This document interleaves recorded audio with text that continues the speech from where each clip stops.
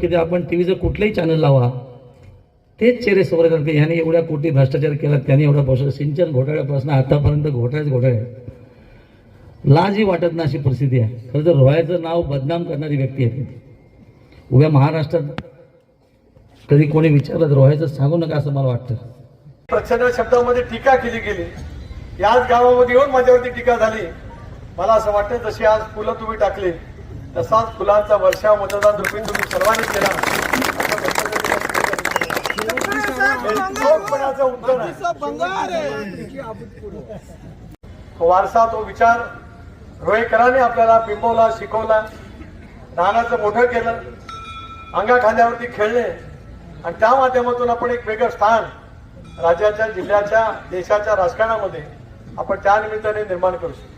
म्हणून यावेळेला देशामध्ये बोलत असताना संसदेमध्ये राष्ट्रीय गीत असलेल्या वंदे मातरम या आपल्या राष्ट्रीय गीताच्या बद्दल माझ्या भावना व्यक्त करत असताना मी रोह्याचा, रायगडचा आहे याचा खास करून अभिमान